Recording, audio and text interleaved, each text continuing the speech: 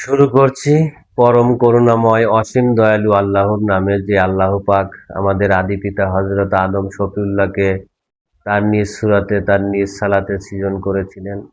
লক্ষ কোটি দরুদ ও সালাম সেই রাসূলের উপর। বিশ্বের সকল মানব জাতিকে আমার শান্তির বাণী। আসসালামু আলাইকুম ওয়া রাহমাতুল্লাহি ওয়া বারাকাতুহু। আত্মতত্ত্ব এবং দেহতত্ত্ব। আত্মসাধনা এবং দেহ সাধনা দুটি কি একই জিনিস, নাকি এর ভিতরে ভিন্ন ভিন্ন কর্ম রয়েছে? পৃথিবীতে প্রচলিত ধর্মের ভিতরে দেখা যায় দেহ সাধনার কথা অনেকেই বলে আসছেন। কিভাবে এই দেহকে সুন্দর রাখা যায়, ভালো রাখা যায়, কোন সাধনায় সিদ্ধি লাভ করলে আপনার চুল পাকবে না, আপনার দাঁত পড়বে না, আপনার চেহারা তরতাজা থাকবে, কোন সাধনায় সিদ্ধি লাভ করলে আপনার দীর্ঘ আয়ু লাভ করবেন। বেশিরভাগ তথ্যের ভিতরেই এই দেহ নিয়ে কথা বলা হয়েছে। এই যে দেহ তত্ত্বের বিভিন্ন সাধনার কথা বললাম, ম্যাক্সিমাম যারা পীর আছে, যারা মারফতি তত্ত্ব নিয়ে কথা বলেন, এরা এই দেহতত্ত্বের এই সাধনার কথাগুলোই বেশি প্রকাশ করেন এই মানুষের কাছে। আর এগুলো নিয়ে মানুষ একটু আকৃষ্ট আছে, কিন্তু আত্মতত্ত্ব, আত্মসাধনা এই তথ্যের কাছে কোনো মানুষ, কোনো পীর, অলি, যারা এগুলো গুরু সেজে আছে, এদের ভাষা মতে, এদের কথা মতে কোনো আত্মসাধনার জ্ঞান আমি পাই না। এখন আপনারা পেয়েছেন কিনা অবশ্যই কমেন্টে জানাবেন। এবং কোন আত্মায় আত্মবান হয়েছেন, বা আপনার গুরু কোন আত্মায় আত্মবান, একটু কমেন্টে বলবেন প্লিজ। এখন এই যে দেহ সাধনার কথা বলা হয়, আল্লাহ পাক এই দেহটাকে তৈরি করেছেন পাক পাঞ্জাতন দ্বারা।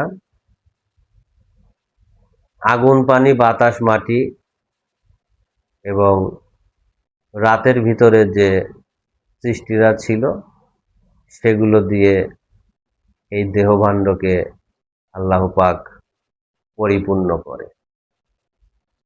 এগুলোকে একত্রিত করার জন্য আল্লাহ তাআলা একটি মূল নারী সৃজন করেন, যাহা পৃথিবীতে আমার আপনার মা বা সঙ্গিনী। এই যে এই দেহটা আমার আপনার মায়ের গর্ভে থেকে আমাদের তৈরি হয়েছিল, সেই মায়ের ভিতরেই মায়ের অধীনস্থ করা হয় এই পাক পাঞ্জাতনকে। আল্লাহ তাআলা এমন সুকৌশলে প্রত্যেকটি জায়গায় প্রত্যেকটা জীবনের প্রতিনিধি সৃজন করেছেন। সেই সৃজন সত্তার থেকে সে জাতিগুলো বের করে দিয়ে সেই সংসারকে চালনা করা হচ্ছে। এই পাক পাঞ্জাতনের যে সাধনা, কেউ দমের সাধন করছেন, কেউ বা পানির সাধন করছেন, কেউ বা মাটির সাধন করছেন, কেউ বা অগ্নি সাধন করছেন, কেউ বা রাতের সত্তার সাধন করছেন। এই সাধনের ভিতর দিয়ে হয়তোবা সেই জাতের অনেক কিছু আপনি উপলব্ধি করতে পারবেন। হয়তোবা সেই জাতের যে জীবন দিয়ে এই দেহর কাজে লাগিয়েছে, সেই দেহটাকে হয়তোবা আপনারা ক্ষণিকের জন্য ভালো বা সুন্দর করতে পারবেন। কিন্তু এটা তো একসময় ক্ষয় হয়ে যাবে, নষ্ট হয়ে যাবে। কিন্তু এই মানব দেহটা যে আত্মার উপরে ধারণ করে আছে, যে আত্মাটা মাতৃগর্ভে গেলে এই দেহর সৃজন হয়, যে আত্মাটা বের হয়ে গেলে এই দেহটা মারা যায়, নষ্ট হয়ে যায়, কবরে বা চিতায় জ্বালিয়ে দেয়, সেই অনন্তকালের জন্য দেহ ধারণ করার জন্য যে আত্মসাধনার দরকার, সেই আত্মা বা সেই আত্মার শিক্ষা আপনাদের মুর্শিদ বা গুরু আপনাদেরকে দিয়েছে কিনা, সেই সত্তার কথা আমি কারো কাছে শুনি না। আমার প্রাণপ্রিয় মুর্শিদ আদম নূরের মুর্শিদ ব্যতীত, আমার দয়াল ব্যতীত পৃথিবীতে কোনো মুর্শিদ, কোনো পীর গাউস কুতুব সেই আত্মসাধনার কথা বলেনি। আত্মা কি, জীবন কি, তারও যে সাধনা রয়েছে, তারও যে কর্ম রয়েছে, যে আত্মা ধরলে অনন্তকালের জন্য আপনি এই দেহকে ধারণ করতে পারবেন।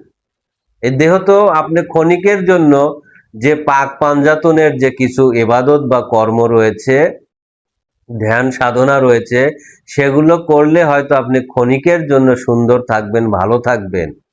কিন্তু মূলে যে অনন্তকালের জন্য যে দেহটাকে ধারণ করতে হবে, যে আত্মার উপরে এই দেহ টিকে থাকে, সেই আত্মাকেই যদি আপনি ধারণ করতে না পারেন, তার যদি আরাধনা না করতে পারেন, তার উপরে যদি ঈমান না আনেন, তাকে যদি পূজা না করেন, তাহলে অনন্তকালের দেহ আবার ধারণ করবেন কিভাবে? কিভাবে আপনি সেই অনন্তকালের জন্য আপনার এই দেহকে সুন্দর করবেন? তার জন্য তো মূলে আগে আত্মার ইবাদত করার প্রয়োজন। আত্মা না থাকলে তো দেহ থাকবে না। ক্ষণিকের জন্য আপনাকে আত্মা দেওয়া হয়েছে, তার জন্য আপনার দেহকে আপনি সুন্দর করার জন্য যে কৌশল রয়েছে, যে ধ্যান রয়েছে, আমি বলছি না সেগুলো কোনো কাজে আসবে না। এটা আপনার পৃথিবীতে যতদিন আছেন সেটার জন্য হয়তো কাজে আসবে। দম সাধনা বলেন, যোগ ব্যায়াম বলেন, বিভিন্ন সাধনা আছে। মাটির সাধনা, বায়ুর সাধনা, অগ্নি সাধনা, পানির সাধনা, এগুলো করলে আপনি অনেক দিন হয়তো ভালো থাকবেন, সুস্থ থাকবেন। কিন্তু অনন্তকালের জন্য আপনাকে দেহ ধারণ করতে হলে সেই দেহের একটি মূল আত্মা রয়েছে, যেটার ইবাদত, যেটার কর্ম আপনাদের কাছে নেই, আমি কারোর কাছে পাইনি। আমার মুর্শিদ ব্যতীত আমি কোনো পীরের কাছ থেকে, গুরুর কাছ থেকে সেই আত্মসাধনার কথা শুনিনি। কিভাবে ওই আত্মাকে জয় করা যায়, কিভাবে ওই আত্মাকে অনন্তকালের জন্য নিজের করে নেওয়া যায়, এই কথা কোরআন ঠিকই বলেছিল। যার কারণে সর্বপ্রথমই বলা হয়েছে বেল গায়েবের উপরে ঈমান আনার কথা। যে বেল গায়েব আমার ভিতরে, আপনার ভিতরে গায়েব হয়ে আছে, পূজা তো সর্বপ্রথম তাকেই করা উচিত ছিল, তার উপরেই ঈমান আনা উচিত ছিল, তার উপরেই তো এই দেহ টিকে থাকে। দেহের ভিতরে একটি শক্তি আছে, পাওয়ার আছে, একটি দিন আছে, একটি জ্যোতি আছে, যেটাকে আমাদেরকে ধারণ করতে হবে, যেটার উপরে ঈমান আনতে হবে, যাকে পূজা করলে, যাকে ধারণ করলে আমার এই দেহটা হয়ে যাবে অনন্তকালের জন্য। আমি দুনিয়াতে যতক্ষণ আছি, এটা আল্লাহর ন্যায়ের বিধান, আমাকে কিন্তু এই দেহ ত্যাগ করতে হবে। কিন্তু ওই আত্মাকে যখন আপনি ধারণ করবেন, তখন অনন্তকালের জন্য আপনার সেই সত্তা, সেই ঘরের ভিতরে আপনার স্থান হবে। এটা তো ঘর, এটা তো পরিবর্তন হয়, চেঞ্জ হয়, পুরাতন হয়। কিন্তু সেই আত্মাকে আপনারা কখনো জানার জন্য, বোঝার জন্য, সেই সাধনায় সিদ্ধি লাভ করার জন্য আপনারা কখনো হয়তো শোনেনই নেই। আর যখন হয়তো আমার কথা শুনবেন, নতুন কেউ শুনবেন, তখন হয়তো মনে করবেন যে এ আবার কি বলছে। কিন্তু এটা যে মহাসত্য। আত্মসাধনায় সিদ্ধি লাভ করার জন্য সর্বপ্রথম সেই আত্মওয়ালা মানুষের কাছে ঈমান আনতে হয়। যেমন অতীতের নবী রাসূলরা ছিলেন, তারা কোনো আত্মায় আত্মবান ছিলেন। এই মানুষের ভিতরে সকল আত্মা বাস করে। কোরআনে তো বলেছে, যা আছে বিশ্ব ব্রহ্মাণ্ডে তা আছে মানব ভাণ্ডে। এবং যারা মারফতের পথে হাঁটেন তারাও হয়তো কথাটা জানেন যে মানব ভাণ্ডের ভিতরে সকল আত্মা আছে। তো সকল আত্মা যদি থাকে, আপনি কোন আত্মায় আত্মবান হয়েছেন তার পরিচয় কি আজ পর্যন্ত জেনেছেন আপনি? কারণ অসংখ্য আত্মাই মানুষের ভিতরে আছে, তার ভিতরে আপনার কোন আত্মা, আপনি কে? শুধু তো এই মানুষ একক সত্তা নিয়ে মানুষ হয় না। যদি বিশ্ব ব্রহ্মাণ্ডের সবকিছু মানুষের ভিতর থেকে থাকে, তার ভিতরে আপনি কোনটা, এটার পরিচয় যদি আপনারা বের করতে না পারেন, তাহলে আপনাদের এই দেহ সাধনা করে লাভ কি? এই দেহ কিভাবে, কিসের উপরে টিকে থাকে সেটাই তো আপনারা জানেন না। যে মূল আত্মার কারণে, যে মানব সত্তার কারণে এই দেহটা টিকে থাকে, তাকেই যদি আমি ছেড়ে দেই, তাহলে আমি এই দেহ আবার কিসের উপরে ধারণ করব? কোথায় যাব আমি? এই ঘরের ভিতর ছাড়া আমার কি কোথাও জায়গা আছে? আমি যে চিরঞ্জীবী দেশে যাব, যেটাকে জান্নাতি জীবন, জান্নাতি সত্তা বা জান্নাতি জায়গা বলা হয়, সেখানে যেতে গেলে তো আমাকে সেই আত্মারই প্রয়োজন, সেই নূরেরই প্রয়োজন পড়বে। সেই জাতের ঘরের ভিতর যেতে গেলে সেই জাতের পারমিশন লাগবে, সেই জাতের হুকুমত লাগবে। তাছাড়া আমার তো সেই জাতের আত্মা ধরা সম্ভব নয়। সে আত্মা ধারণ করা কোনোদিনও সম্ভব হবে না যদি আমি সেই আত্মবান মানুষের কাছে না যাই। তাই দেহ সাধনা আপনি করবেন অবশ্যই, কিন্তু তার আগে আপনাকে আত্মসাধনা করতে হবে। সেই আত্মাকে যদি আপনি সাধনা করতে পারেন, জয় করতে পারেন, তাহলে অনন্তকালের জন্য সেই জাতের দেহ আপনার হয়ে যাবে। বলতে পারবেন, এই দেহ আমার, এই আত্মা আমার, এই আত্মার ঘর এই দেহ, এই ভাণ্ড।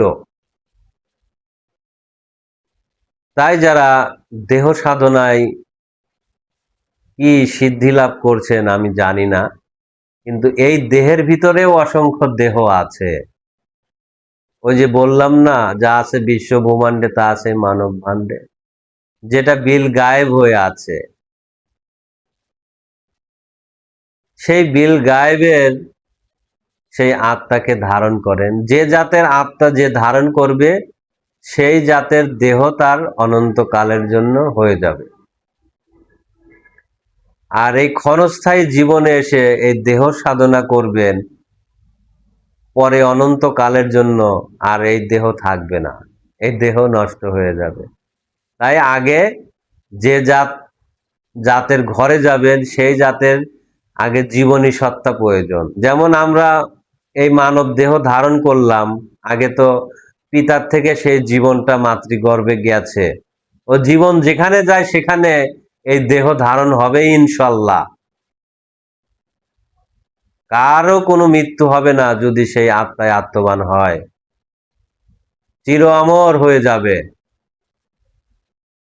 এই দেহ তারই ঘর হয়ে যাবে, কারণ সেই আত্মাকে ধরতে গেলে এই দেহভাণ্ড পবিত্র করার কর্ম রয়েছে। কোরআন তো বলেছে হালাল রিজিক খাও, অন্যের ক্ষতি করো না, মিথ্যা বলো না, কুদৃষ্টি দিও না, কুকামনা কুবাসনা সকল অন্যায়কে পরিত্যাগ করতে বলছে।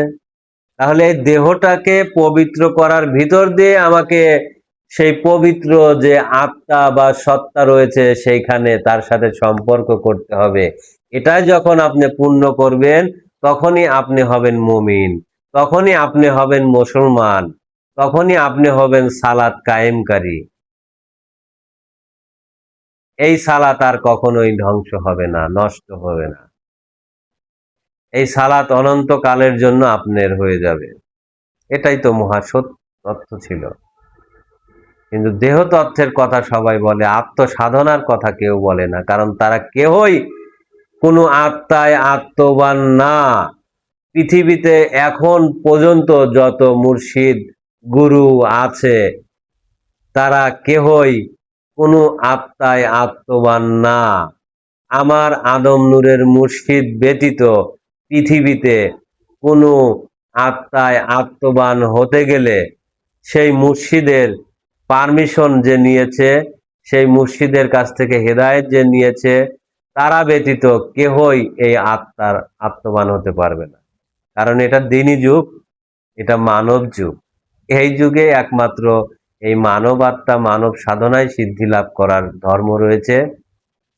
আর অতীতের সেই নবী রাসূলরা তারা এই মানুষের ভিতর থেকেই কোনো আত্মায় আত্মবান হয়েছিলেন। সেটা মানুষের আত্মা না হতে পারে, সেটা অন্য সকল সৃষ্টিদের আত্মায় আত্মবান হয়ে তারা পৃথিবীতে কথা বলেছিলেন, ধর্ম দিয়েছিলেন।